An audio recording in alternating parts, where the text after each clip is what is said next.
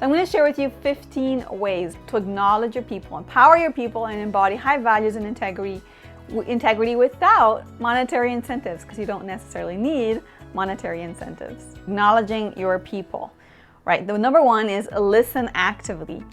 You can have an open door policy, invite your team to share their desires, their wants, their needs, their struggles, and then listen to them with really honest interest. Ask them how you can be a better leader for them. Understand how each person likes to be appreciated, how they like to be acknowledged. Send anonymous surveys to capture more insight about their feelings and desires, and have an honest conversation about it with the team. When I started to invite feedback from my team, I quickly learned that they were feeling burned out, and it wasn't just one of them, it was like most of them. And that was because I wasn't giving them enough direction as well. And I wasn't being sufficiently selective in the work that came to our team. They thought I was just saying yes to everyone. But because I was willing to listen to them, I was able to improve the team morale before it got really bad. Number two, appreciate your team. Give them credit for the work that they've done, for example. Thank them publicly for what they do, for their contributions. Share thank you notes and even small gifts. Appreciate the entire team by taking them out for a celebration, lunch, or something like that. Learn to appreciate in a powerful way by always being very specific with what you say and highlighting the impact of their work. The other thing that you can do is compliment them, right? Praise, give positive feedback, and do this very often, way more than you do negative feedback. You can give positive feedback on, good work that they've done, contribution that was impactful, progress they've made, attitude, and once again, be specific. Public praise is also quite effective.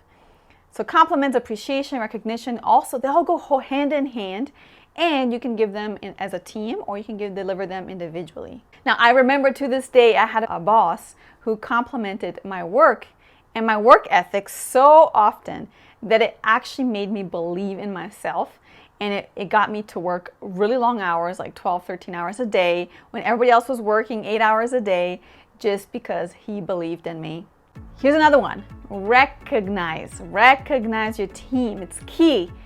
You can recognize, again, the work, the quality of the work, accomplishments, talent, progress, attitude towards helping other people, contribution of people leaving.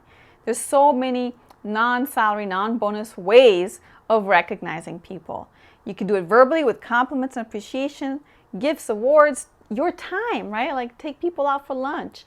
You can give them more opportunities that they're looking for. You can give them educational opportunities that they're looking for.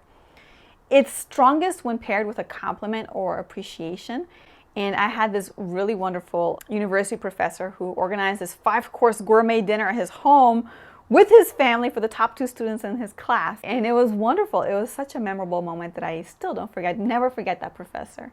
And I never forget that moment. And then 5, an acknowledgement. You want to celebrate, my friend. You want to celebrate. We need more celebration in this world, because celebration creates a sense of unity, of team unity and community, especially when done together with the team. So you can celebrate, again, accomplishments, progress, anniversaries, work anniversaries, even personal life events like birthday, wedding, babies.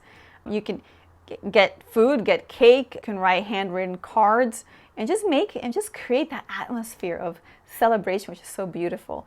And then let's talk about empowering your people. First element of empowering your people, I'm going to talk about 5 here. The first one is believe and trust. Believe in your team members more than they believe in themselves, right? Say that you believe in them. Challenge them with stretch assignments and give them support in achieving it. And then back them up when things go wrong, because that way you also demonstrate trust, also by giving them more autonomy. Value their opinion. That's the second one. Ask them what they think about problems. Share their perspective with others and make them feel heard. So this requires you to have a little bit of humility, even as the boss. When you show that you value what your team has to say, they're going to speak up and show up more, right? They're going to share more, and they're going to have more courage to say things if things are going wrong. However, if they feel ignored, then they're not going to speak up. They're not going to share their views again. So you got to encourage it every time they speak. You got to encourage it. Next, develop your people, right? When you care about your employees, you help them learn new skills and grow and develop new abilities. And so how do you do that? You engage with each one of them, and you create a development plan that has training, coaching, mentoring, strategic exposure to opportunities that are going to help them develop and grow. So that way you're being intentional about adding value to each person. They're going to notice and they're going to appreciate that. And then you also give honest feedback, even if it's negative, right? Sharing constructive feedback with empathy and kindness can really motivate and support employees. Now, avoiding tough conversations is not going to help them, right? The secret here is to have a respectful and considerate and thoughtful attitude when you deliver that hard feedback.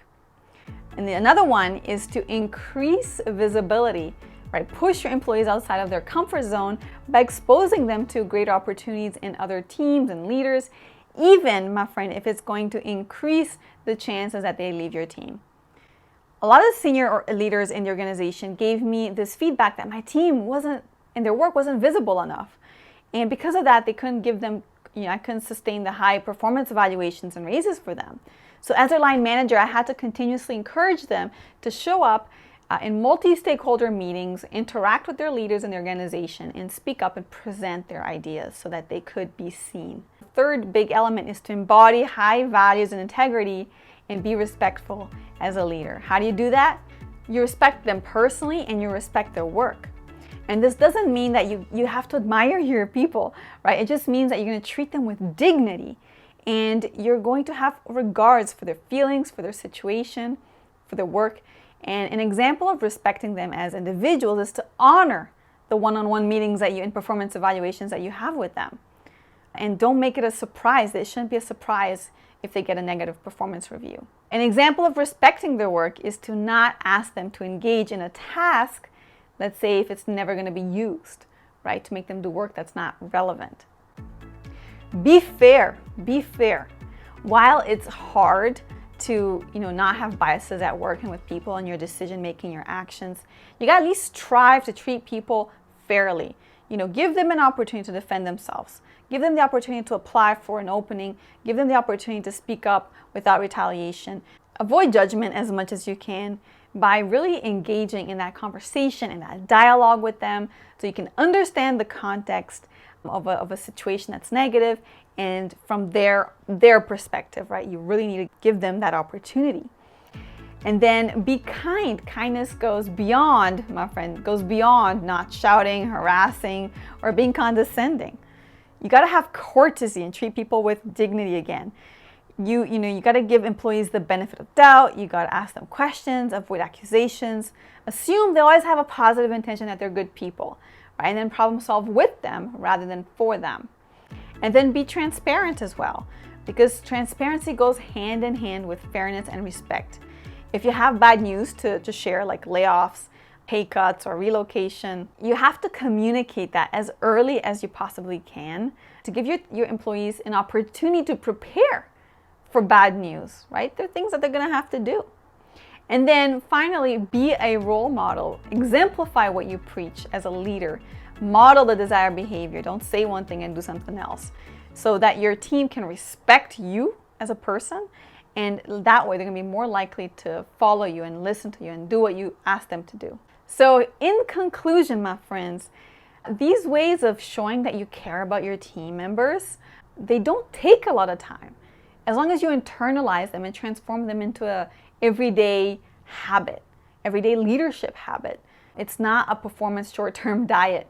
These are meant to be long-term work style, leadership work style. And caring for your team is going to really enhance their unity, their motivation, their productivity. They're going to be more engaged. They're not going to churn as much. They're not going to leave the company or you. The work is going to be more joyful overall, the environment, more fulfilling, more meaningful for everyone. And the 3 things that you need to do as a leader to show that you care on an everyday basis is acknowledge your people, right, with listening actively, appreciating, complimenting, recognizing, and celebrating them. Empowering your people by believing and trusting in them, valuing their opinion, developing and giving honest feedback and increasing their visibility in the company. And then embodying high values and integrity by being respectful, fair, kind, transparent, and being a role model to them. So once again, my friends, thank you so much for giving me the opportunity to serve you today. And I can't wait to see you next time. Have confident, candid, and caring conversations. Have a beautiful day.